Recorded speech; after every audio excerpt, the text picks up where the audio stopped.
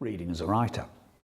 We've looked at our text in terms of reading it now. We've read it through a number of times. We worked on the vocabulary, comprehension work. We might well have looked at other examples and done some comparison work.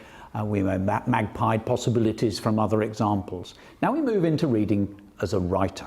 This is the bridge into innovation. This is where we come to the text now, not as a comprehender, but as a writer. We stand outside of the text and say to ourselves, right, how is that organised? What's the big structure here?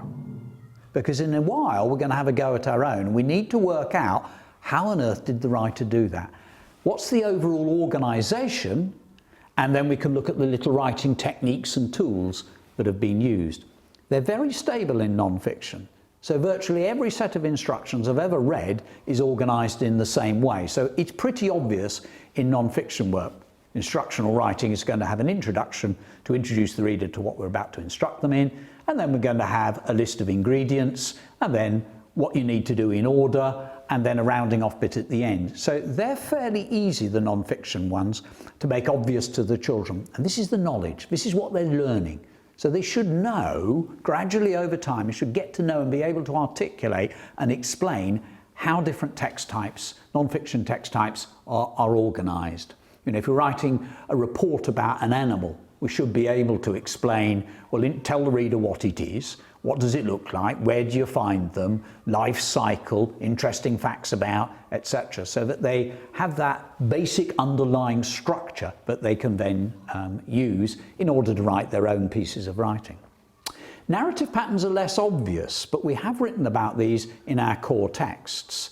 So narrative patterns are going to be simple things like warning tales.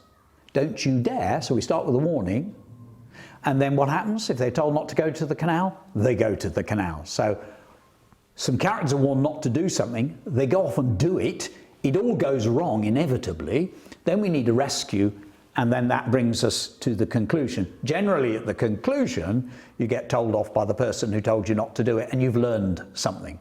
That simple narrative art means that they can write an infinite number of warning tales. And there are only a few basic patterns. The most common are journey stories, of course, and those are ones which we major on with little children, where a main character leaves safety and goes out on a journey from A to B, though sometimes they go A to B and back again. So the Gingerbread Man is a bit of a journey story.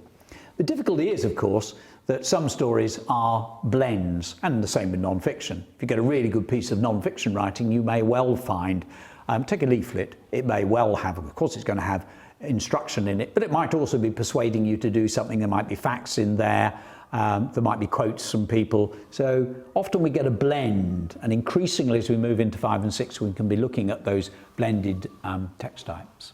With older pupils, we do what we call boxing up, and boxing up is making it very obvious. We literally box up the underlying structure. And I can see on the washing line here, I can see a newspaper report that's been boxed up into its underlying pattern, and that can then be used as a planner.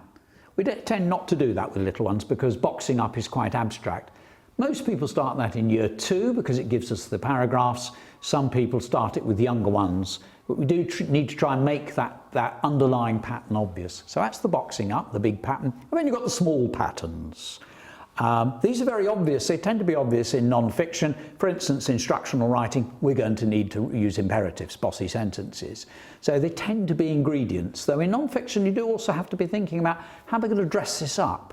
How am I going to dress it up for the reader, to engage the reader and make facts, for instance, sound absolutely amazing? I'm going to pursue slightly persuasive with my factual writing to dress it up and make it sound really, really interesting for the reader. With narrative, we have a focus for each unit. So the focus is going to be things like, how do you hook them at the beginning and round it off nicely at the end? Characterization, dialogue, settings. How do you write action? How do you write suspense? How do you describe things in order to make them really intriguing for the reader? What about hooks that keep the reader reading on? So those are the main focuses which we would have across a number of units. So reading as a writer is the bridge. It's why we look at it and say, well, how did he do that or she do that? How is that organised? And what structures and what writing techniques are we going to need?